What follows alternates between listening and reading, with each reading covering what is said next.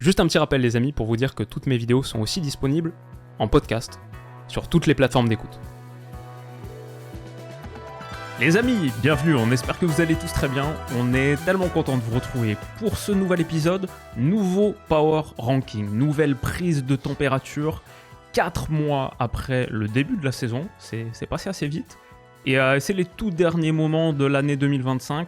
Donc on se pose après cette J6 de LDC pour définir notre top 10 du moment. Avant que ça démarre, je vais commencer par un petit moment pub pour dire à tout le monde que dimanche 8h, et Stan, tu seras devant ton écran dimanche 8h, parce que dimanche 8h, ça drop sur la chaîne. Retour des vidéos historiques, immense vidéo histoire, 37 minutes, où j'ai fait un énorme deep dive dans ce qui est, je pense, un des moments les plus importants des 20 dernières années footballistiquement, qui change tellement de choses.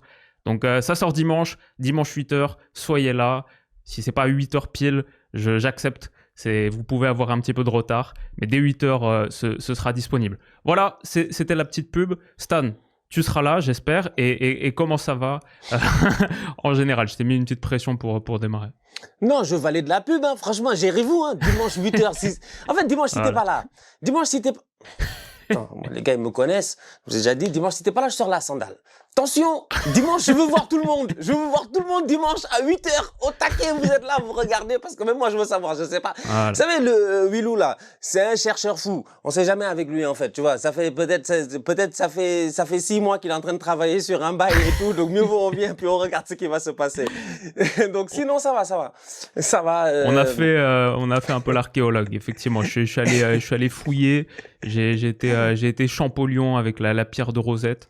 Et que j'ai vu au British Museum l'autre jour, qui est incroyable.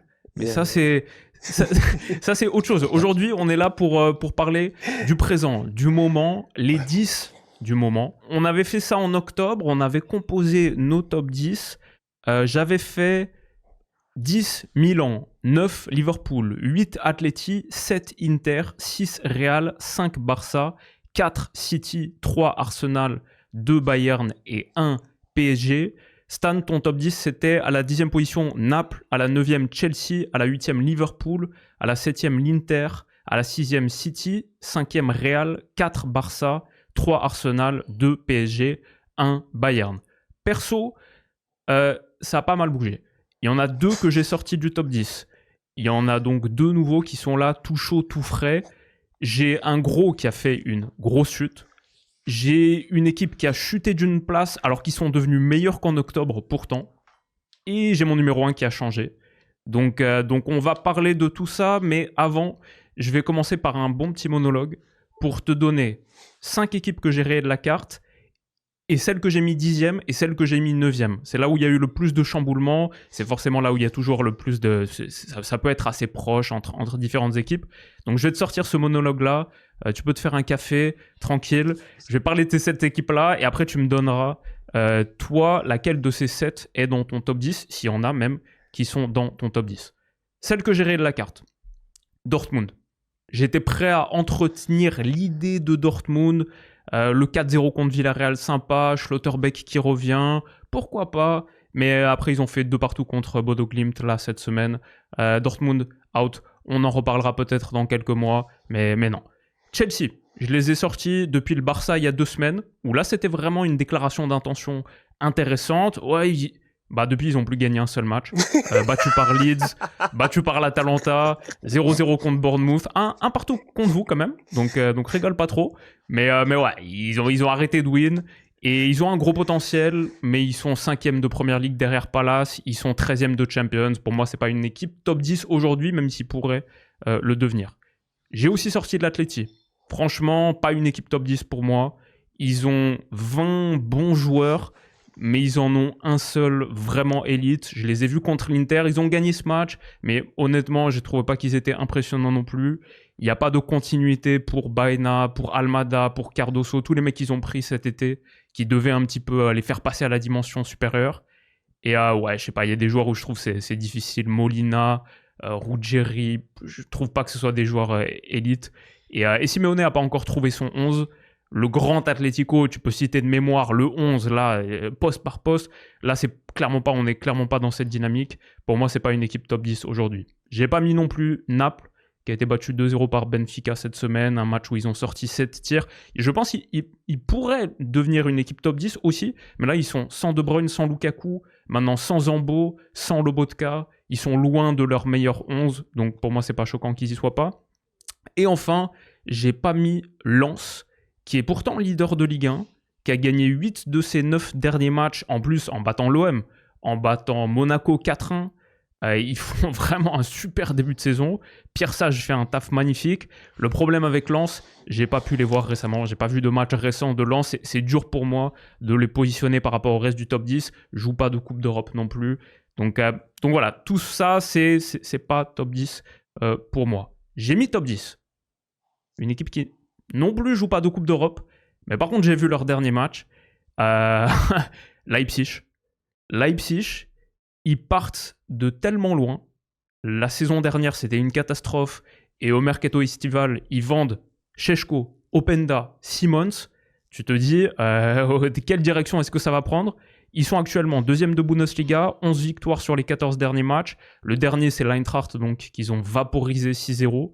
Et Ole Werner, qui est arrivé, 37 ans, arrivé en provenance du Werder, il est en train de s'imposer comme un des coachs les plus prometteurs du continent. Le taf qui sort là-bas. La direction sportive a très bien travaillé aussi, avec beaucoup de très très bonnes prises cet été. Mais le niveau d'énergie que cette équipe a, c'est la Bundesliga, c'est Leipzig, donc on est habitué à la pression haute, aux courses. Mais là, c'est encore une dimension supplémentaire, je trouve. Quand je les regarde, j'ai l'impression que c'est la fourmilière où t'as versé du Red Bull. Ils sont dopés aux boissons énergétiques. J'ai l'impression qu'ils font tous 14 km par match, même Goulachi, je pense, il fait des tours de terrain. Ils ont un niveau d'énergie, leurs matchs sont hyper fun à regarder. Et ils ont beaucoup de petits joueurs qui sont en train de percer. Yann Diomandé, mon chouchou Yann Diomandé. Moi, j'ai mon appartement rue Ouedraogo, mais j'ai aussi un appartement rue Yann Diomandé, bien sûr. Je suis en train d'investir pleine balle à Leipzig. Le trio avec Noussa, avec Konrad Harder, mais Romulo est un bon avant-centre aussi. Johan Bakayoko qui joue pas beaucoup, tellement Diomandé et Noussa sont en train d'exploser. Je vois au milieu de terrain Nico Zaiwald, qui est top. Ouedraogo, quand il reviendra, ça fait vraiment une bonne combinaison. Il y a Baumgartner qui a step up. Il y a Raum, leur capitaine, qui est en plus un top tireur de coups de pied arrêtés, qui fait une bonne saison aussi. C'est dommage qu'ils n'ont pas la Champions. Et j'espère qu'ils peuvent garder ce cœur-là qu'ils sont en train de bâtir pour peut-être nous faire une année comme ils avaient fait en 2020 ou presque un run comme l'Ajax 2019. Mais je trouve qu'il y a vraiment beaucoup de potentiel à Leipzig. Et là, honnêtement, leurs matchs, tu les vois jouer. Je pense qu'ils peuvent battre les 5 équipes que j'ai mentionnées précédemment et je pense qu'ils peuvent battre honnêtement pas mal de bonnes teams. Ils jouent super bien. Donc je les ai mis 10e et j'ai mis 9e, pareil, mon autre nouvelle intégration dans le top 10. Une équipe de Première Ligue, c'est Villa, qui est sur une série de 8 victoires d'affilée, 14 sur les 16 derniers matchs, en ayant battu Arsenal, en ayant battu City. Ils avaient super mal démarré, 0 victoire sur les 6 premiers matchs. Mais là, les run it back villains, qui ont grosso modo juste copié-collé l'équipe de la saison dernière, je suis allé regarder les 11 joueurs les plus utilisés par Emery cette saison. C'est exactement les 11 joueurs les plus utilisés la saison dernière en Première Ligue. Là, on a le vrai 11 qu'on connaît avec Aston Villa.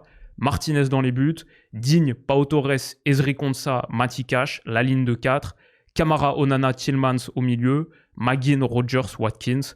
Ça, c'est Aston Villa. Même Madsen est en train de plus jouer aussi récemment et c'est intéressant ce qu'il apporte sur le côté gauche. Il y a peut-être une concurrence avec Lucas Digne.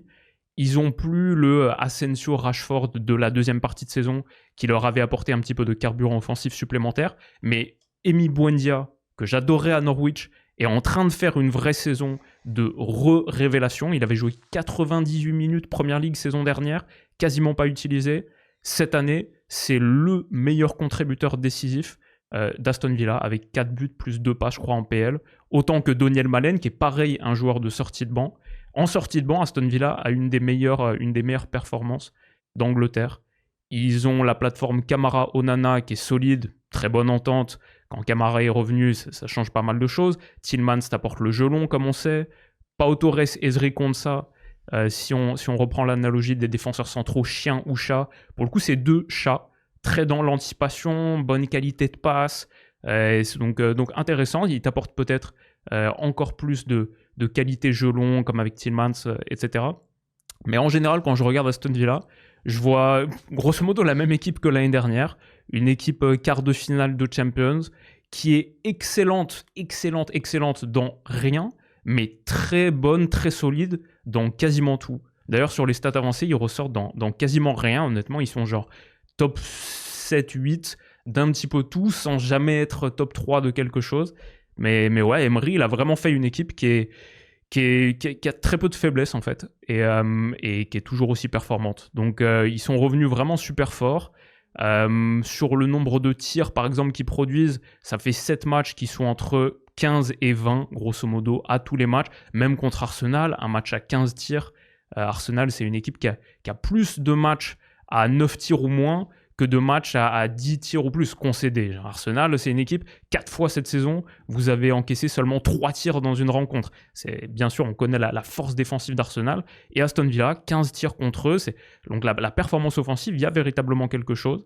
Et depuis que Emery est arrivé, peut-être le truc qui a fait de Villa une top équipe, là où ils ressortent par contre par rapport à tout le monde, c'est leur force à la maison.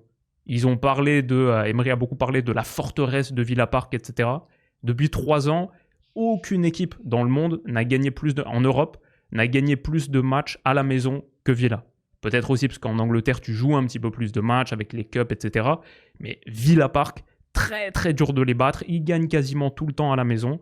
Et ça en plus, donc ça a contribué à faire vraiment une équipe solide. Donc je les ai mis 9e. Je ne sais pas si toi tu les as mis top 10. Mais voilà, fin de mon long monologue.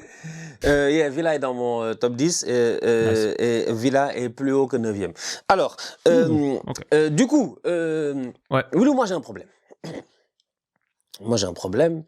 J'ai un sérieux problème. On est le 12 décembre. Et j'ai envie de te dire qu'en fait, on fait un top 10.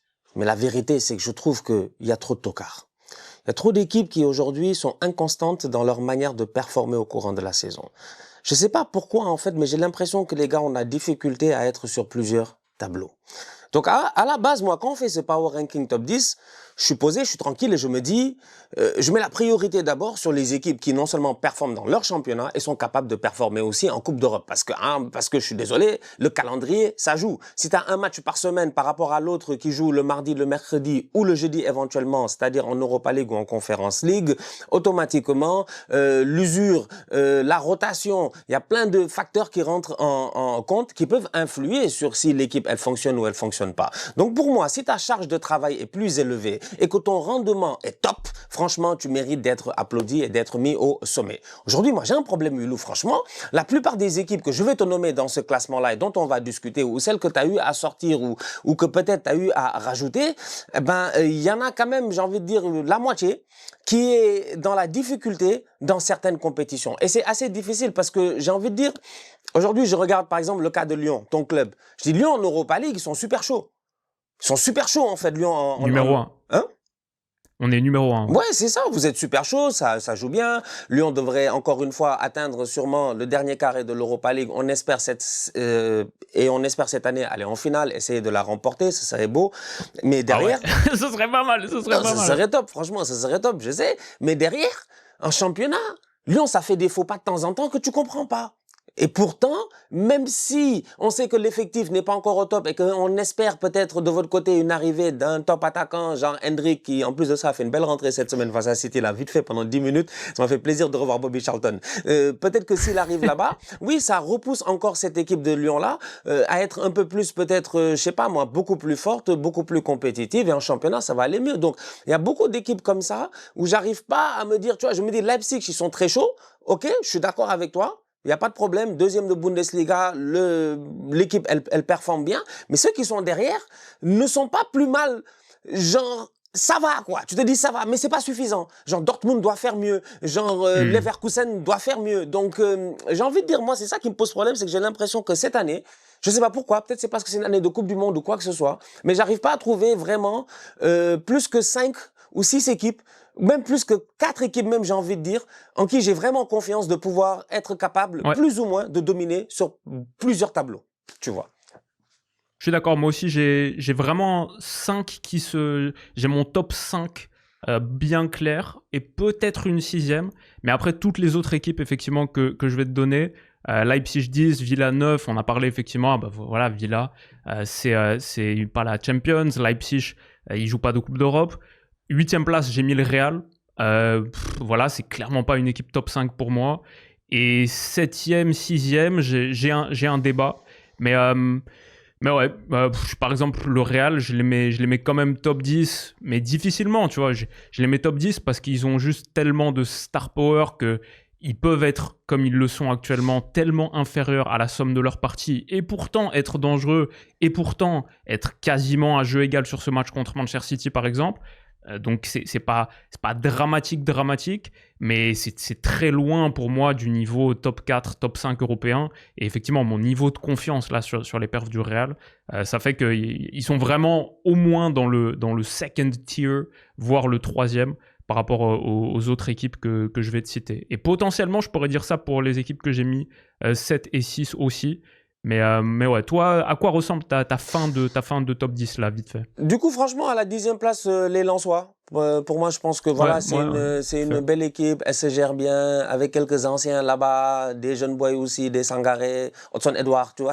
Les gars, ils ont bourlingué à gauche et à droite. Aujourd'hui, ils reviennent, Florian Thauvin. Donc, c'est vraiment, je pense qu'ils ont trouvé avec un budget assez limité. C'est Pierre Sage, non, n'est-ce pas? Qui est là-bas, qui travaille bien, qui travaillait déjà bien à Lyon. On a eu l'occasion de le voir durant ces dernières années. Je pense que Pierre Sage en plus, c'est ce que me disait Moussa Niakate une fois. Il me disait franchement, c'était un coach qui était très proche, quoi, en fait, tu vois. Donc tu avais vraiment cette relation, cette connexion là. Je pense que c'était un mec que les gars appréciaient énormément dans le vestiaire. Il est arrivé à Lens, c'est un gros challenge, il n'y a pas beaucoup d'argent.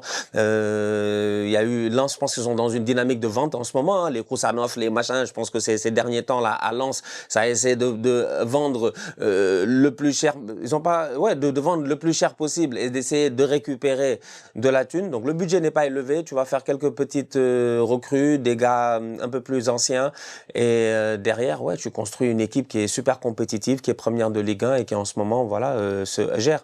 Maintenant, encore une fois, comme je dis, les calendriers sont différents par rapport aux autres, mais les Lensois, je pense qu'aujourd'hui, c'est vraiment l'outsider des outsiders. Ils sont venus de nulle part, mais les mettre à ce stade-ci de la compétition dans le top 10, alors que ça fait quand même quelques semaines qu'ils réussissent à tenir la tête de la Première Ligue, c'est pas un scandale. De la Ligue 1, ils sont chauds. L'Inter, 9e. Pourquoi l'Inter 9e? Parce que l'Inter reste toujours une équipe dangereuse. L'Inter déconne de temps en temps. L'Inter est une équipe qui est assez vieille. L'Inter a de la misère à se renouveler. L'Inter, c'est genre, je sais pas, c'est Kodak. L'Inter, c'est Kodak, tu vois. À un moment donné, t'es numéro 1 dans la photographie. Si t'es pas capable de passer au digital, tu vas couler. L'Inter, c'est un produit qui est en ce moment sur le déclin, qui a atteint peut-être déjà son apogée. Voilà, c'était moi pour le cours marketing. L'Inter, franchement, l'Inter, c'est pas mal. Genre, l'Inter, c'est une belle équipe. L'Inter, cette semaine, face à Liverpool, ça fait pas un si mauvais match que cela. Si je regarde bien, je me dis, il y a moyen de temps en temps d'essayer, même si Liverpool a été meilleur, hein, mais il y a moyen, peut-être, avec leur style à eux, d'aller chercher quelque chose. Mais il va falloir insuffler something au courant de la saison. Là, en plus, il y a eu des blessés. Acerbi qui se blesse, Çalhanoğlu qui se blesse. Peut-être ça va forcer le coach à faire rentrer des boys beaucoup plus jeunes, à lancer ces gamins-là, les Andy Diouf, machin, tout ça. Et on va voir peut-être en deuxième partie un Inter cohérent et beaucoup plus performant. Cependant, je les mets dans mon top 10 parce que jusqu'à présent, ils tiennent la baraque. En fait, c'est des vieux gars, ils veulent pas lâcher. En fait, l'Inter, c'est comme certains présidents à travers le monde. Je vais pas citer de nom parce que je veux pas de problème. C'est genre, ils veulent rester au pouvoir forever. Je comprends pas. Votre mandat est terminé, les gars. Donc voilà, ça c'est pour l'Inter à la 9e place. À la 8e place, je mets le Napoli. Je mets le Napoli parce que, encore une fois, c'est comme dans le cas de l'Inter. Oui, il y a des blessés, mais c'est des équipes qui tiennent et c'est des équipes qui restent quand même, à mon humble avis, je pense, performantes. Maintenant, encore une fois, comme je disais, ils ont de la difficulté à tenir en championnat et à tenir en compétition européenne. Donc, comme tu me disais tout à l'heure, tu vas avoir une équipe qui est censée être au top de son top, comme Dortmund, mais qui va aller faire un match nul là-bas ou qui va aller perdre un match là-bas, tu comprends pas. C'est comme Villarreal cette semaine. Villarreal en Liga, j'avais envie de les mettre à un moment donné même dans mon top 10, tu vois, j'ai réfléchi et tout, je me suis dit, ouais, Villarreal, c'est une équipe qui joue bien, qui fonctionne bien en Liga. Franchement, ils sont derrière le Barça et le Real, certes. En Ligue des Champions, s'ils avaient eu une meilleure fiche que cela, j'aurais dit, ouais, peut-être. Mais s'ils n'arrivent pas à garder le rythme, en fait, donc ça te fait 3 victoires d'affilée, ça fait 2 matchs, je sais pas moi, 2 matchs nuls, après ça, donc c'est tellement des hauts et des bas, c'est un peu dans ça que je mets un peu Ils ont pris un seul point sur cette campagne de Champions, hein. Ils sont 35e sur 36, Villarreal. Oui, c'est choquant la différence entre l'Espagne et l'Europe. Surtout face à des équipes que, genre, cette semaine, le 3-2 qu'ils prennent face à Copenhague, là, je pense, il me semble, hein. Oui.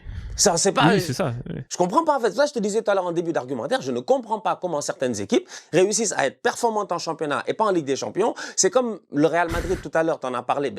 Pardon, Liverpool. Liverpool n'est pas dans mon top 10. Liverpool, pour moi, ne mérite pas d'être dans le top 10. Mais Liverpool. Clairement pas. Ouais. Mais bizarrement, en Ligue des Champions, ils tapent tous les gros. Tu comprends pas? Tape le Real, tape l'Inter, genre, ils s'en sortent, quoi, en Ligue des Champions, genre, out of nowhere, petit à petit, ça, quand même, tu te dis, ok, ça va pas en championnat du tout, Mohamed Salah, machin, tout cela, mais ça réussit à sortir des performances relativement correctes face à des équipes qui sont top 5, top 6. Donc, j'ai un problème cette saison, franchement, par rapport à cela. Mais bon, bref. Donc, du coup, ouais, Naples, je pense que ce Napoli-là, en Serie A, c'est toujours cohérent avec tous les blessés qu'ils ont. C'est une équipe qui joue bien. Et en Ligue des Champions, le classement du Napoli en Ligue des Champions, peut-être que tu l'as... Ouais, je pense que c'est pas extraordinaire. Je pense ils sont 23e, ouais. Ouais, 23e. Donc, voilà. Mais je mets quand même Napoli parce que je me dis, c'est une belle équipe. Franchement, pour moi, ça se tient. Après, vous pouvez ne pas être d'accord, mais je mets Naples. Et à la 6e place, Aston Villa. Ton Aston Villa, finalement, dont tu me parles, parce qu'ils sont vraiment forts. Franchement, ils ont des boys. En fait, on va me dire encore, ouais, machin, Première Ligue et tout, mais non. Moi, je te dis, Villa, il joue les gars là, il les tape aujourd'hui. Villa, il joue l'Inter, il tape l'Inter. Il joue Naples, il tape le Naples. Il joue Lens, il tape Lens. Villa même, il y a moyen, il joue le Real, il tape le Real Madrid avec Unai Emery. Parce que Aston Villa est une équipe déjà, elle est électrique.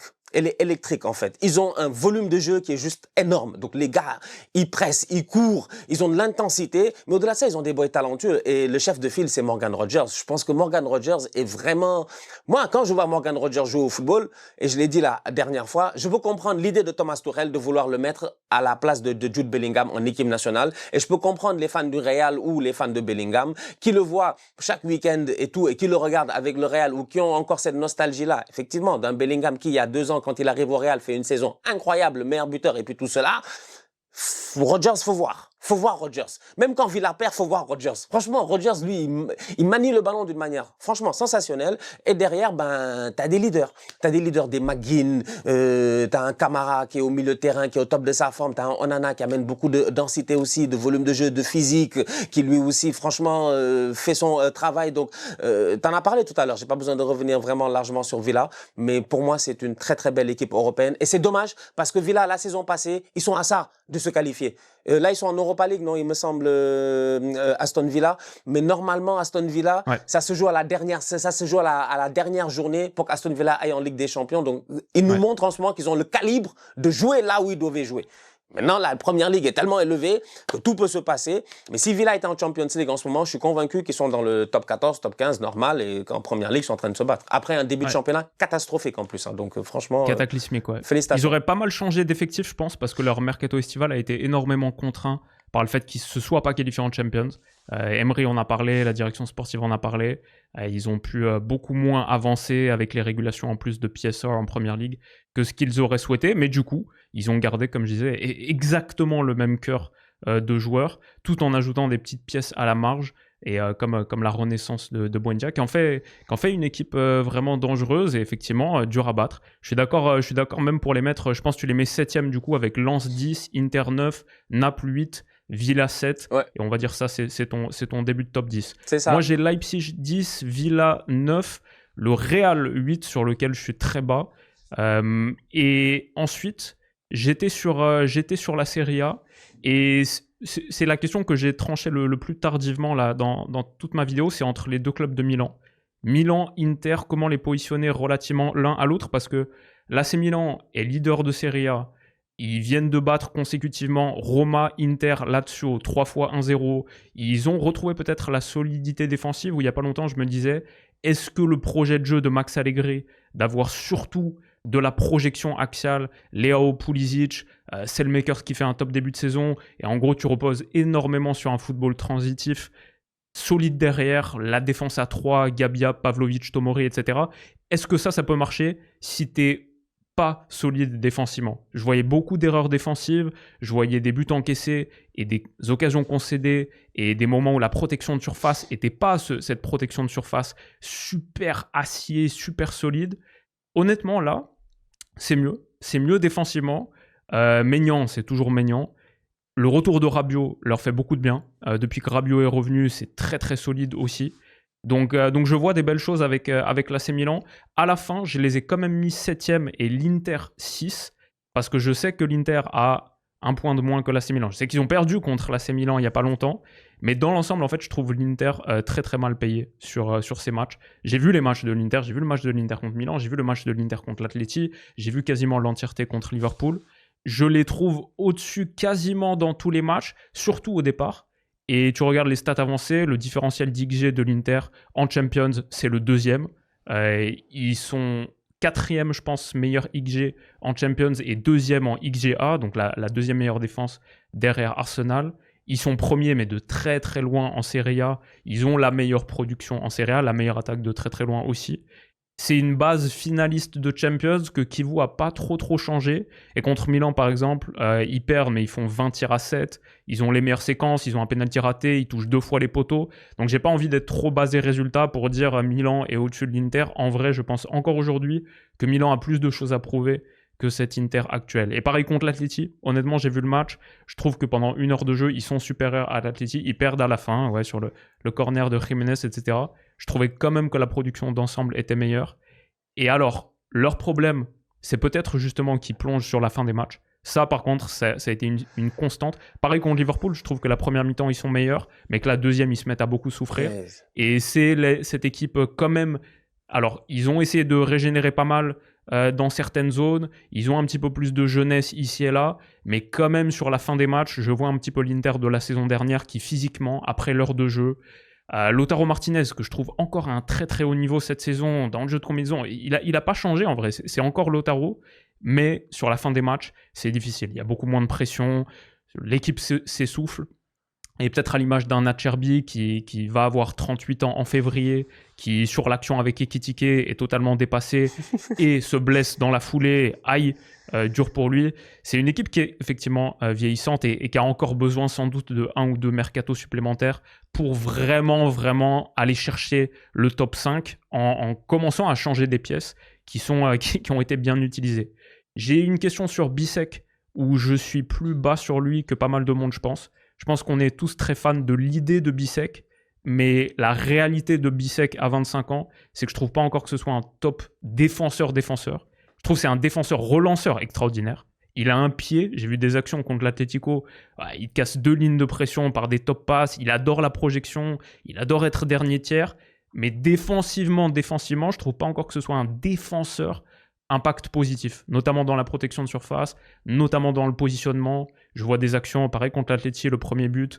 Ok, c'est plus Carlos Augusto qui est fautif, mais lui, si vous regardez sur toute l'action, comment il se positionne, la vitesse de repli qui n'est pas suffisante, le manque d'intuition dans la surface, de comment être positionné. Et j'ai vu pas mal d'actions comme ça de Bisek sur les dernières années. Donc, je pense pas encore qu'il soit à ce niveau où il est effectivement un titulaire incontestable, ou pour Nagelsmann, c'est une option claire. Il a qu'une seule sélection et c'était 15 minutes en bout de match il y a quelques temps maintenant, fin de saison dernière, je crois, avec l'Allemagne. Donc ça, tu vois, c'est un truc où je me dis, si Bisek était vraiment un crack, si on voyait quelques jeunes qu'ils ont pris qui vraiment s'imposent comme des titulaires, je me dis, là, ils ont peut-être passé une vitesse qui peut commencer à les positionner très, très proche du top 5 ou dans le top 5 sur la seconde partie de saison. Je vois pas ça exactement avec l'Inter, mais je vois quand même aujourd'hui... peut-être la 6e, 7e meilleure équipe dans cette conversation. En Champions, ils sont quand même élevés, et notamment sur les chiffres avancés. Donc voilà, c'était un peu ma question Milan-Inter. Et à la fin, je mets quand même l'Inter au-dessus. Mais mon top 5, il se détache pour moi assez nettement du reste. Oui. Donc toi, tu as ton 10, 9, 8, 7. Est-ce que tu peux nous donner peut-être 6 et 5 ? Le 6e, c'est le Real. Ouais. Le sixième, c'est le Real. C'est des tocards. Franchement, c'est des tocards. C'est des tocards, c'est Ouais. des nullards, en fait. C'est parce que j'ai peur de Florentino Pérez, même je les ai mis sixième. La réalité, c'est que le Real, ils auraient même dû être hors top 10. Non, je vais pas te mentir, parce que Florentino, il met des coups de pression ces derniers temps. Il n'arrête pas de m'envoyer des messages là pour me dire, ouais, Stan, arrête de nous traiter de nullards là dans les débriefs. Ils sont trop nuls. 2 victoires en 8 matchs, c'est abusé. Franchement, c'est abusé. Là, on parle du Real Madrid, là. On parle pas, voilà. Donc, de la même manière qu'on a été dur avec Liverpool ces dernières semaines quand ils étaient en train de faire les tocards et qui sont encore en train de le faire même, on peut le dire.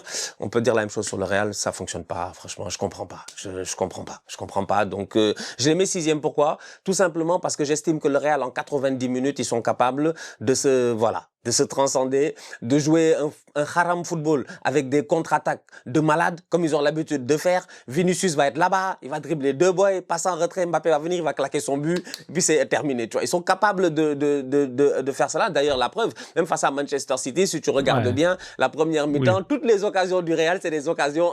Je l'ai dit, c'est une rare équipe. Ils aiment trop jouer en 4 passes. Taf, taf, taf, ils ont ramené Vini là-bas, et puis ils essaient de foutre le bordel. Et puis si ça rentre, tu vois. Genre, c'est dur de trouver vraiment... Genre, comment on appelle ça? Des buts construits. Des buts vraiment construits où tu te dis, OK, les gars, ils ont fait une séquence 10, 15, tu vois, ils ont cherché, ils ont réfléchi. Il y a eu quelque chose, un dédoublement. Il y a eu une passe qui a cassé une ligne. Il y a un boy dans un demi-espace, je sais pas. Il y a un gars qui s'est projeté.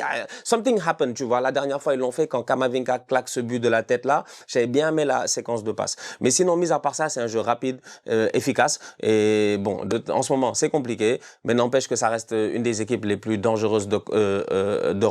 Donc, je garde le Real quand même. En fait, tu les mets 6 parce que tu les vois quand même battre Lens, l'Inter, Naples et Villa, normal. Même s'ils sont mauvais. En vrai, ils sont pas bons, le Real. Ils sont tellement loin du niveau auquel ils pourraient être.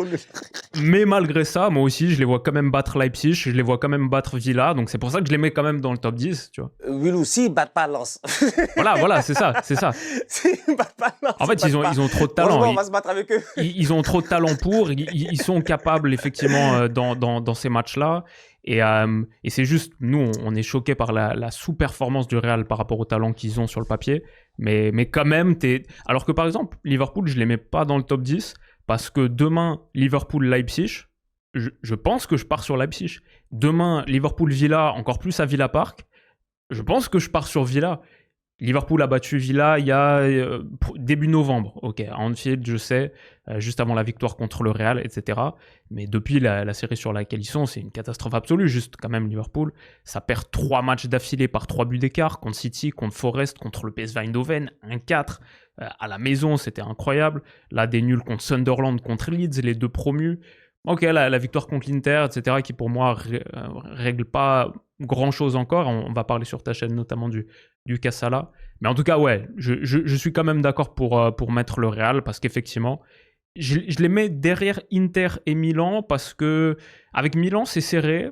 Je sais pas, j'aurais une vraie question. Avec l'Inter, je pense que je parierais quand même encore un peu plus sur l'Inter. Sur une double confrontation, je pense quand même la qualité collective de l'Inter. C'est un match que j'aimerais beaucoup voir et je me souviens déjà dans notre dernier Power Ranking, c'est la question que je me posais le plus, c'est j'aimerais tellement qu'on ait là un Real Inter pour trancher entre les deux parce que c'est peut-être la meilleure illustration de méga superstar mais collectif tellement en dessous de la somme des parties à un peu l'inverse. Et du coup, ce serait assez kiffant à voir. Mais en tout cas, ouais, ça c'est ton 10, 9, 8, 7, 6, très bien. Ça veut dire effectivement qu'on a le même top 5.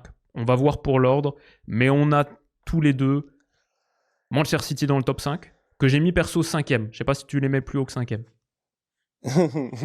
C'est le retour du chauve, toi tu le mets 5e. T'es fou quoi toi. Mais il est plus haut que 5e. Ok. C'est le retour du chauve. Alors tu mets Paris 5e. Non, je mets pas Paris 5e. Tu mets le Barça 5e. Non.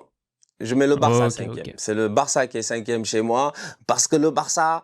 Voilà, c'est le Barça, quoi. Tu vois, ils sont bons, franchement, ils sont bons, quoi. C'est une belle équipe, ils sont capables. En ce moment, en plus, mon Ferran Torres est au top de sa forme. C'est quand même assez intéressant. T'as le retour de Rafinha petit à petit. Il y a encore ces petites, ces problèmes avec Hansi Flick. Moi, je pense que the major issue, c'est Hansi Flick, là. Hansi Flick commence à nous fatiguer. Je comprends pas.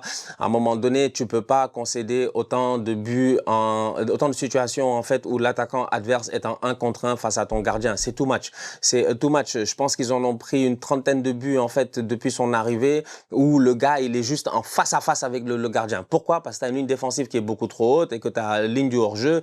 Depuis le départ de Inigo, c'est plus compliqué. Et même quand Inigo était là même, il y avait des problèmes. Donc franchement, j'ai envie de dire que de temps en temps, drop back. De temps en temps, drop back, joue normal en fait. Tu vois, ça peut marcher face à certains adversaires, mais face à d'autres, ça va être plus compliqué. Mais tu peux pas, à ce stade-ci de la compétition, encaisser autant de buts et espérer aller gagner la Ligue des Champions. Parce qu'à un moment donné, en Ligue des Champions, tu vas tomber face à des équipes où ça va être demi-occasion but. Et déjà, en Liga, il y a des équipes ils sont pas très forts, ils ont pas des grands attaquants, c'est des Rafa Mir, des Boudimir, des je ne sais pas quoi là, franchement, qui sont là et qui ratent pas la mire. Donc, je suis désolé, il va falloir que Hansi Flick essaie voilà, d'accepter, de pas faire le Postecoglou face à Chelsea, tu vois, genre, tu n'es pas obligé de jouer le hors-jeu tout le temps, genre, mais voilà, moi, c'est mon problème, il est défensif au niveau du Barça, malgré un très bon Johan Garcia, mais sinon, c'est une belle équipe qui est capable, dans un très bon soir, de faire une top performance, encore une fois, avec des très bons joueurs, les Yamal et tout, Pedri aussi. Le retour de Rafinha, pour moi, a changé beaucoup de choses. Le match contre l'Atleti, là, le 3-1, je trouve que c'était vraie démonstration de force et c'est le Barça revenu très proche du niveau auquel il était la saison dernière. Est-ce que c'est suffisant pour aujourd'hui être plus haut que là où on les met, 5e ou 4e? Moi, je les ai mis 4e. Bah non, parce que je vois des équipes qui font mieux ce que le Barça veut faire. Le Bayern, par exemple. Le Bayern, ils ont la même force dernier tiers, voire plus, mais avec une ligne et la même ligne haute énorme présence dans la moitié adverse avec parfois Upamecano et Ta qui vont chercher les milieux défensifs adverses à 35 mètres de leur but. Donc ils ont cette approche ultra agressive, mais en vrai, ils le font mieux. Ils le font avec plus de souplesse et ils le font avec moins d'erreurs. Donc c'est impossible aujourd'hui de mettre le Barça dans le top 2 ou top 3 parce que tu les mets pas au-dessus du Bayern. Je ne les mets pas non plus au-dessus du Paris Saint-Germain, mais je les mets quand même haut parce que le retour de Rafinha, que ce soit sur l'impact dernier tiers, que ce soit sur la pression, il a changé beaucoup de choses. Le leadership aussi, je le vois encourager ses partenaires, être très positif, constructif, des moments où les gars ratent des choses. Il est vraiment dans l'encouragement à mort et il fait les courses de pression constantes que Rashford fait moins, par exemple. Donc j'aime beaucoup le retour de Rafinha et le retour de Pedri aussi. Je pense qu'on s'est un petit peu emballé à un moment sur la baisse de niveau du Barça et sur les quelques défaites qu'ils ont enchaînées. Quand tu es sans Rafinha et sans Pedri, 2 de tes 3 meilleurs joueurs la saison dernière, 2 des 5 meilleurs joueurs de la saison dernière. Et le gardien aussi. Et Johan Garcia, absolument. Une des seules 3 recrues qu'ils ont fait véritablement sur les 3 dernières saisons. En gros, Johan Garcia, ils ont fait 3 transferts à plus de 5 millions d'euros. Johan Garcia, c'est un des 3. Il est très important pour eux sur les sorties, les sorties aériennes, que ce soit sur sa ligne ou Chesney, ça commençait à devenir difficile aussi. Donc ça aussi, ça donne quand même des matchs comme au Benito Villamarín, 3-5, les matchs fous avec peu de contrôle. Et aujourd'hui, je pense que tu as besoin de quand même plus de contrôle et plus de solidité pour être véritablement top 3. Mais je les ai mis 4 parce qu'ils sont quand même très forts et ils battent quand même pour moi n'importe laquelle des équipes que je mets en dessous, dont City, que j'aime beaucoup et que j'ai vu progresser entre mon power ranking d'octobre où je les avais mis déjà très haut, plus haut que beaucoup de monde, je pense, à l'époque. Je les voyais 4e, City. J'aimais beaucoup ce nouveau City. Et aujourd'hui, je les trouve encore meilleurs qu'en octobre. Mais aujourd'hui, le Barça est revenu à un niveau où, pour moi, il passe devant. Donc, en gros, j'ai inversé par rapport à octobre, City et Barça. Que j'ai mis City 4, Barça 5. Aujourd'hui, je mets City 5, Barça 4. Sur City, j'en ai déjà tellement parlé cette saison, sur tellement de vidéos, que je vais te laisser la main. Pourquoi est-ce que toi, tu les mets j'imagine que tu les mets même 3e, non ? Ouais, donc du coup, moi, c'est Paris qui est 4e de mon côté. Bon, Paris était un peu plus haut en début de saison. Là, ils ont descendu un tout petit peu dans le classement. Match nul face à Bilbao. Bon, cette semaine, t'as envie de dire que bon, Bilbao est une équipe qui est quand même prenable. Il y avait moyen peut-être pour le PSG de faire mieux. Mais c'est un PSG qui, jusqu'à présent, n'a pas encore trouvé son rythme de croisière parce qu'ils n'ont pas encore leurs joueurs réellement. Le 11 de départ, la force du PSG, Ousmane Dembélé presseur, Désiré Doué dribbleur, Barcola un peu plus précis qui se gère à un moment donné. Hakimi qui manque, ça fait beaucoup très mal. Achraf Hakimi que tu perds, ça aussi. Donc tu vois, tout ça, je mets ça dans la balance et je dis malgré tout ça, quand même, ça reste une belle équipe, une très belle équipe amenée par Vitinha. Donc, Paris dans le top 5 des meilleures équipes européennes en tant que champion en titre. Jusqu'à présent, ils nous ont pas montré. C'est des fois, t'es champion en titre, t'es comme Liverpool et là, on sait que ça va pas. Là, Paris, ils sont champions en titre, ils ont beaucoup de blessés, mais ils sont là. Franchement, et aussi, dans leur ligue, ils sont là. Il leur manque des matchs pour se prouver, je pense. C'est pour ça aussi qu'on a du mal à les mettre genre très très haut. Parce qu'en vrai, une fois que tu as perdu ton match contre quoi, le Bayern, ouais, c'était ça le gros choc Paris-Bayern. Oui, le Bayern voilà, avec l'autre, le rouge de Luis Diaz. Exactement. Une fois qu'ils ont perdu ça c'était quoi? C'était en novembre, il y a un mois, c'était il y a 5 semaines maintenant. Depuis, ils n'ont pas vraiment eu de match. C'est comme un boxeur qui, en vrai, potentiellement, peut-être il est très fort, mais il n'a pas le match qui lui permet de reprendre sa ceinture. Et le Paris Saint-Germain, c'est exactement ça en ce moment. Donc, effectivement, on ne peut pas les mettre tout en haut, mais ça se trouve. Peut-être que c'est encore la meilleure équipe d'Europe. Hein. Peut-être que c'est encore la meilleure équipe d'Europe quand ils retrouvent leurs gars et qu'on arrive au 8e finale de Ligue des Champions. Tu dis, ah ouais, en fait, rien n'a changé et le Enrique Ball est toujours aussi fort. Mais oui, en tout cas, je suis d'accord avec Paris. Tu peux pas les mettre trop haut pour cette raison-là. Mais City 3e. City qui a mis 3e. City 3e, et City 3e parce que City est de retour en fait. City est de retour. Guardiola retrouve petit à petit, un tout petit peu, j'ai envie de dire, un équilibre de jeu qui lui convient. Guardiola s'est réadapté. Il se réadapte beaucoup. C'est vrai que on a encore cette idée du tiki-taka, de machin, de ce qu'il avait fait avec Barcelone et tout. Mais tu vois, moi, ce que j'aime bien avec Pep, c'est que quand c'est compliqué, il trouve des solutions, en fait, tu vois.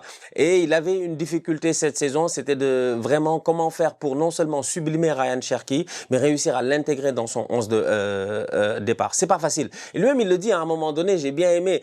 Après la rabona de Ryan Cherki, il sort, il dit, you know, Ryan, sometimes you're like, and sometimes you're like, wow. Genre, tu sens vraiment ce truc-là où il doit le regarder des fois, il doit dire, le boy là, il est paresseux, en fait. Il est trop paresseux, il joue pas, il est pas sérieux, alors qu'il est très, très fort. Et petit à petit, je pense qu'il y a aussi le niveau de l'équipe qui, toi, en tant que joueur aussi, tu sais, quand tu joues au Bernabeu avec le maillot de Manchester City face au Real Madrid, tu sors une belle performance, tu sais que le monde entier va regarder. Tu rêves de la Coupe du Monde, d'être appelé dans les 23 de Didier Deschamps, peut-être même d'être un boy important dans cette équipe de France-là au courant de cet été. Donc il y a pas mal de choses que je pense que Guardiola a vraiment réussi. Déjà, c'est Ryan Cherki, le retour de Phil Foden au top de sa forme. Franchement, sensationnel Phil Foden en ce moment. Il est juste, il est létal. Et c'est bien. Pourquoi? Parce que en début de saison, on se plaignait avec City en disant il y a qu'Haaland qui marque. Je sais pas si tu te rappelles, il y avait qu'Haaland qui marquait. On disait les ailiers ils marquaient pas, c'était pas assez truc. Et là, ces derniers temps, c'est bien Haaland. Son 100e but, ça a pris du temps. Hein. Ça a pris 2 matchs, 3 matchs, il était là, il pouvait pas marquer le 100e. Mais pendant ce temps-là, Ruben Dias a marqué, Cherki a marqué, Foden a marqué, machin, tout ça. Donc ça, c'est très important. C'est très important, je pense, pour cette équipe de Manchester City. Le petit aussi, comment il s'appelle, Nico Gonzalez, qui fait, à mon humble avis, franchement, du bon boulot. C'est pas facile de prendre la place de Rodri, certainement. On va pas le comparer à Rodri. Rodri, c'est un ballon d'or, c'est un gars qui a fait des saisons incroyables. Mais je pense que petit à petit, Nico commence à trouver, voilà, je pense que sa forme. Défensivement, ils sont forts. O'Reilly, il est fort, O'Reilly. O'Reilly, il est bon. Hein. O'Reilly, il fait 4 mètres, je sais pas moi. Le boy, il est grand, il est physique. 1m93 de projection. Je suis d'accord. Franchement, c'est un. Et puis, il est très lucide hein, dans les derniers tiers, là. Il fait des crochets, des passes en retrait. La combinaison avec Doku, ils ont développé un véritable two-man game très, très fort. Et j'ai envie de finir avec ton joueur à chaque fois que tu le dis. Bon, pour toi, tu sais que toi, Bilou, tu vois, toi, t'es vraiment le hipster du foot que tu penses être. Bilou, tu demandes c'est qui le meilleur joueur tout de suite, il te dit c'est Jérémy Doku. Au monde, il est fou, lui. Non. Mais Jérémy Doku fait des trucs. En fait, Jérémy Doku, c'est vraiment, peut-être il est brésilien, on sait pas. Je sais pas, en fait. Il fait des dribbles. C'est qu'il a fait à Rodrigo la dernière fois. Tac, tac, tac, tac, tac, tac, tac, tac. L'autre, il vient pas. J'ai dit, mais il est fou, lui. Non, il est trop fort. J'ai vu des actions de Jérémy Doku où il a les 2 pieds en l'air. Et il dribble un mec, et tu sais, comme il fait ses changements de direction gauche-droite, là, comme ça. Yeah. Et si tu fais pause sur le ralenti, tu vois que les 2 semelles sont au-dessus de la pelouse. Comme si c'était Astro Boy, tu sais. Il a des petites fusées sous les crampons. He's flying. Il est à un niveau stratosphérique. Top 10 mondial pour moi en ce moment. Et ça aussi, ça apporte beaucoup de choses à City. La dernière chose peut-être sur laquelle ils ont véritablement progressé, là, très récemment, qui en vrai te donne, je trouve, un très bon case pour les mettre 3e comme tu les mets, c'est qu'ils ont grave progressé sur peut-être la chose la plus importante du foot en ce moment, et notamment en Première Ligue, c'est les coups de pied arrêtés. Début de saison, ils étaient la seule équipe de PL il y a genre 3 semaines à pas avoir marqué un seul but sur coup de pied arrêté. C'était la seule équipe de Première Ligue dans ce cas. Alors qu'ils avaient recruté James French, l'entraîneur des CPA cet été, aucun but sur coup de pied arrêté pour City. Là, sur les 5 derniers matchs, 5. 5 buts sur coup de pied arrêté sur les 5 derniers. Encore une fois, Nico O'Reilly contre le Real au Bernabeu, Gvardiol sur 2 ou 3 corners récemment. Beaucoup de buts sur CPA maintenant pour City. Ils ont débloqué ce palier en plus. Et franchement, ils ont un top effectif. Donc, ouais, ils sont forts. Et les autres n'ont pas encore...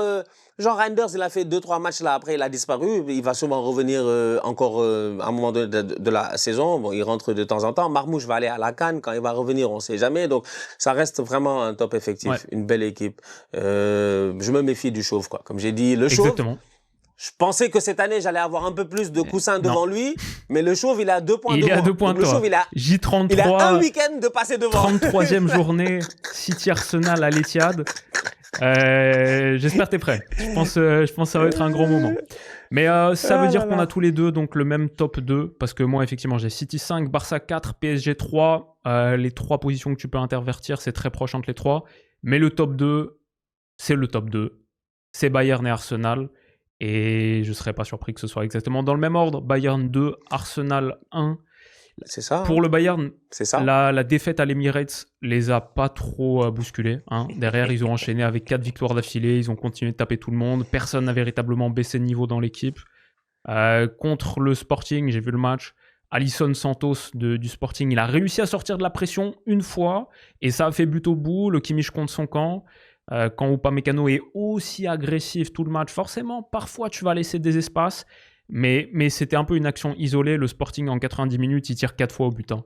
C'est encore une performance. 4 tirs dans un match de Champions contre un Sporting qui n'est pas un mauvais Sporting, qui était 9e de la phase de Ligue avant ce match contre le Bayern.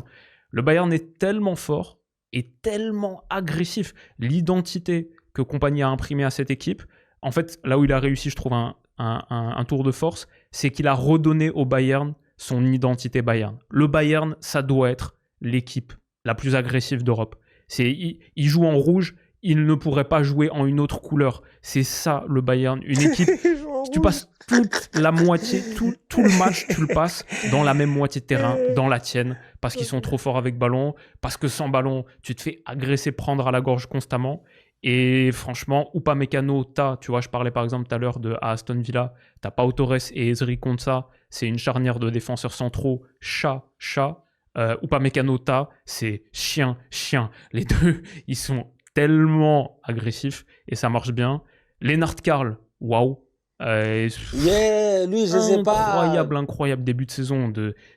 C'était un mec, moi je l'avais sur le radar au début de saison parce qu'on avait regardé quelques matchs de pré-saison contre Zurich, contre une autre équipe, contre Tottenham. Il avait marqué des buts d'extérieur de la surface. C'était intéressant, mais il était plutôt dans la conversation avec Kouzi Azaré, avec Wisdom Mike et tout, comme les jeunes petites pépites, mais c'est trop bouché au Bayern parce que tu vas avoir le retour de Musiala, tu as Luis Diaz, tu as Olise, Lennart Karl, je le voyais dans la même position que grosso modo Olise. Mais maintenant, Lennart Karl en 10, le mec, il est arrivé, il a déjà 3 buts Champions. Il aurait pu en avoir 4 contre le Sporting. Il aurait pu avoir un doublé. Il marque au bout de 5 minutes. C'est refusé pour un hors-jeu de rien du tout de Gnabry sur l'action. Gnabry aussi est à un top niveau. C'est peut-être l'homme du match contre le Sporting. Et ça, on ne l'attendait pas du tout. Aussi, ouais. Donc, ils ont eu plein de gars qui sont arrivés et qui ont dépassé, mais brillamment, les niveaux d'attente attendus. Ils ont beaucoup de personnalité. Ils jouent à une vitesse magnifique. Et ils ont en plus, avec leur software là, semi-relationniste, ils ont mis en place quelque chose qui leur donne une longueur d'avance par rapport à quasiment toutes les autres équipes d'Europe offensivement. Ils font des choses que personne d'autre ne fait. Et cette identité offensive-là, mêlée à leur agressivité, Davies est revenu, Hiroki Ito est revenu, et Musiala va bientôt revenir. Donc ils ont encore des paliers à franchir. Ça les rend très très forts. Et pour moi, aujourd'hui, j'ai mis Arsenal 1 parce qu'Arsenal a battu le Bayern. Et en plus, ils les ont battus de manière convaincante. Hein. C'était une vraie victoire. Je mets Arsenal 1 et je vais en reparler un petit peu. Mais pour moi, c'est peut-être une première place provisoire. Je vois dans 2 mois le Bayern reprendre ce fauteuil si je devais m'avancer. C'est Pep Guardiola qui va leur redonner le fauteuil. Je dis que c'est Pep, il est en train de me mettre la pression là. Moi, je te dis, si on arrive au 31 décembre et qu'on est 2e ou 3e, je vais péter un câble. Mais très possible. C'est peut-être possible. Vas-y, parle-nous un peu d'Arsenal. Comment tu fais les 100 tes Gunners? Première place. invaincu en Ligue des Champions, déjà à la base. Hein. Franchement, invaincu en Ligue des Champions. Que des victoires, des top performances. Martinelli, premier joueur de l'histoire, a marqué dans 5 matchs d'affilée en Ligue des Champions. Je te dis, bon, c'est une équipe d'anomalie, tu vois. Arsenal, c'est une équipe vraiment d'anomalie, mais qui fonctionne très très bien en ce moment. Bon, il y a eu un petit coup de mou, j'ai envie de dire, ces derniers temps. Il y a eu un petit coup de mou, tu vois, le match nul 2-2 face à Sunderland. Bon, c'est quelque chose que peut-être t'aurais pu éviter. J'ai l'impression qu'Arsenal, physiquement, peut-être que c'est ça que j'ai envie de mettre, tu vois, parce qu'il y a beaucoup de positifs. Mais même en étant premier, j'ai envie de dire, j'ai 2 soucis. Le premier, c'est que mon infirmerie est trop pleine, même si elle commence quand même à... Voilà, Gabriel Jesus qui a eu l'occasion de jouer, c'était vraiment... C'est le revenant, c'est la résurrection. J'espère que celle-ci, c'est la bonne et que là, il va rester et qu'il va continuer à performer, mais ça fait plaisir de le revoir. Mais Arsenal a encaissé trop de buts dans les dernières minutes, tu vois. Face à Sunderland, c'est une égalisation. À la 94e minute de Brobbey, c'est énervant, c'est frustrant. C'est 3 points que tu vas perdre, c'est 2 points que tu vas perdre là-bas. Ce week-end, face à Aston Villa, Buendia, c'est à la 95e minute qu'il nous claque ce but-là, tu vois. Encore une fois, tu perds des points. Donc oui, ces derniers temps, il y a eu quelques matchs où malheureusement j'ai l'impression qu'on n'avait pas le physique ou le coffre pour aller être aller jusqu'au bout pendant 90 minutes et tenir la baraque. Ce qui faisait notre force au mois de novembre et au mois d'octobre, c'est qu'on n'encaissait pas beaucoup de buts. Là, ces derniers temps, on commence à être un peu plus friable. Mais n'empêche, ça reste une très belle équipe d'Arsenal qui fonctionne bien. J'ai un bémol aussi offensif. Mon Gyökeres Voilà, mon Gyökeres, on cherche encore. Mon Gyökeres, là, franchement, j'ai envie de dire... Je sais pas. Mon Gyökeres, c'est assez compliqué, mais l'équipe fonctionne bien autour. Martinelli, ça fonctionne bien. Madueke, ça fait plaisir de le revoir. Son but cette semaine était magnifique en Ligue des Champions. Eze, la dernière fois, je pense c'était quoi? C'était face à Crystal Palace ou un truc comme ça, là, quand il fait non, face à Tottenham, pardon. North London Derby. Eze qui arrive, qui est au top de sa forme. On a eu un enchaînement de matchs assez compliqué aussi, mais je trouve que parce qu'on n'a pas joué des adversaires facile. Hein. À prime abord, tu aurais pu croire que le calendrier est plus ou moins facile, mais on a eu quand même cet enchaînement-là, comment on appelle ça, Chelsea, Bayern, Tottenham qu'il fallait gérer. Ensuite, tu te tapes, comment ça s'appelle, Aston Villa, Sunderland et tout. Donc, ça n'a pas été très facile, mais globalement, c'est une belle équipe. Moi, je suis relax, je suis tranquille. Mon seul problème, c'est est-ce que je peux récupérer tous mes blessés et réussir à vraiment avoir ce dessus-là et ce edge-là dans certains matchs, comme à le Bayern. On a battu le Bayern. Je pense qu'on va battre l'Inter en janvier, là, à un moment donné, à la 7e journée, je pense, de Ligue des Champions.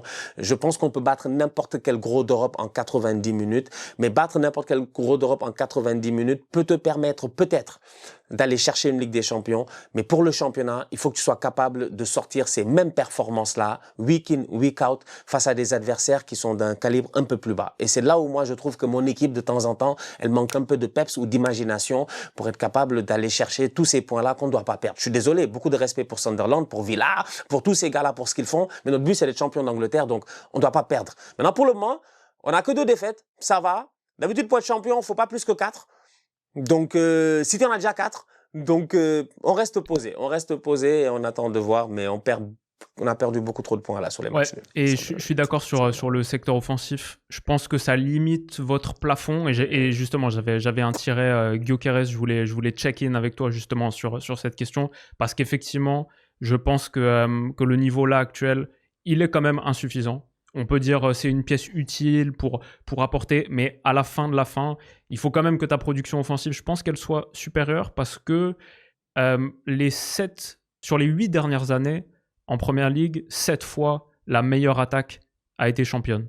Je pense qu'à la fin de la fin, à très très très très haut niveau, en Ligue des Champions aussi, hein, parce que c'est 90 minutes x 2, et ça peut être les prolongations, les matchs ils peuvent durer longtemps. Mais défensivement, je suis quand même, tu vois, je pense effectivement que tu as plus raison sur les matchs à élimination directe. Effectivement, ça peut aller te rapprocher d'un sacre en Champions. Plus en plus, vous avez aussi de la marge de progression défensive, vous avez joué tellement de matchs récemment sans Gabriel, sans Saliba, avec Hincapié Mosquera et même eux forfait. Donc, Calafiori a du step-up, Timber a du step-up. Donc, c'est votre effectif a été éprouvé dans la longueur. Mais je pense qu'offensivement, à la fin de la fin, j'ai un peu peur que vous soyez limité par rapport à City. Peut-être dans une double confrontation contre le Bayern, peut-être qu'à la fin, l'équipe Kane, elle bat l'équipe Gyökeres. et peut-être que l'équipe Luis Diaz, elle bat l'équipe Martinelli ou Trossard. Mais t'as raison, mais c'est pour cela que Bilou, moi je dis, on n'a pas le droit. Une année où Arsenal a fait un aussi gros recrutement, c'était pour éviter cela. Donc, si j'arrive à la fin de la saison et que je suis encore short, c'est que Gyökeres, ça n'aura pas marché. Parce qu'en gros, c'était ça la grosse prise. Lui aider sur le secteur offensif. Tout à fait, je suis tout à fait d'accord avec toi en fait. Moi j'ai besoin qu'il prenne sa vitesse de croisière. Chaque match il vient, il claque ses buts, machin. J'avais envie de dire la dernière fois à Bukayo Saka, laissez-le frapper les penalties. Gyökeres, je sais pas, mettez-le en ultra confiance. Genre, laissez-le dans son rôle de numéro 9 parce qu'on a vraiment besoin de ça. C'est ça qui nous manquait. Moi j'ai pas besoin. Aujourd'hui, moi je comprends l'apport de Gyökeres. Ouais, il presse beaucoup, il court beaucoup, il a de l'intensité, il est machin. Tout ça, on est d'accord, franchement, tout le monde fait ça. Même Darwin Nunez, il faisait ça. Darwin Nunez, c'est pas ça qu'il faisait. Darwin Nunez, tu l'as déjà vu marcher sur un terrain nonchalant? Darwin passe son temps à courir. Est-ce que ça veut dire qu'il était ultra performant? Absolument pas, en fait. Donc, moi, j'ai dit que je comprends cet argument-là, mais on a dépassé ce stade-là. On est dans un stade où, cette année-là, on gagne ou on gagne.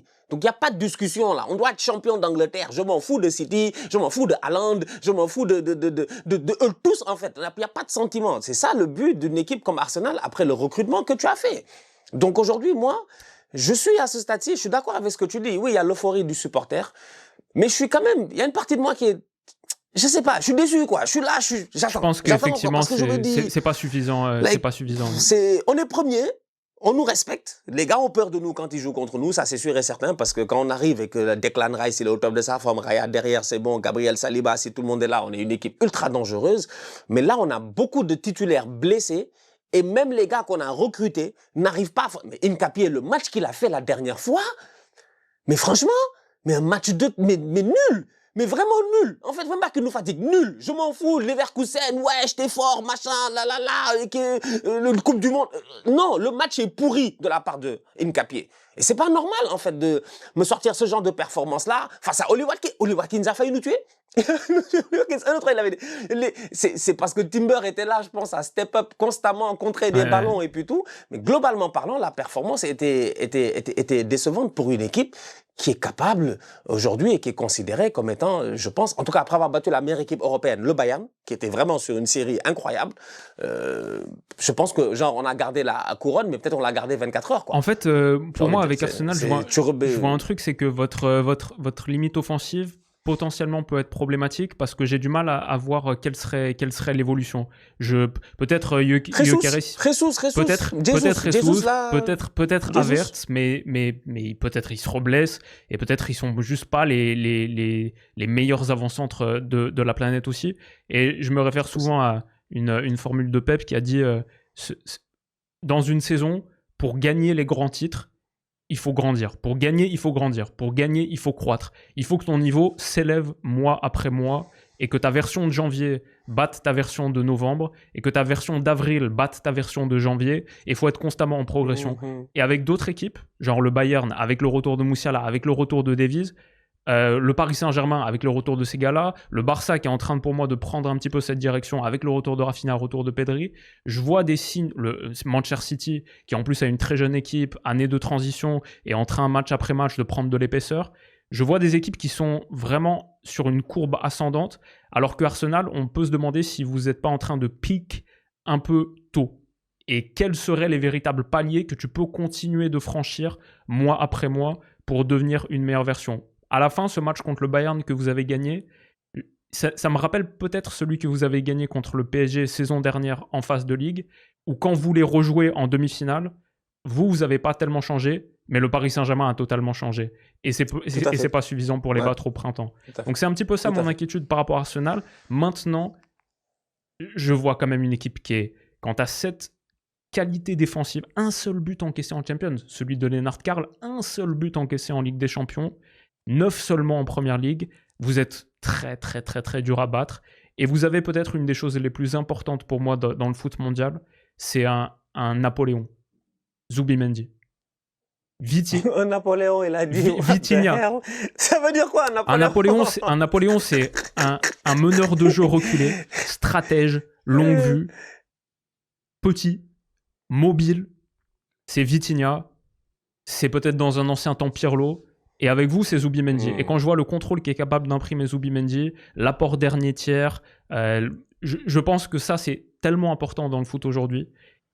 un Kimmich, peut-être...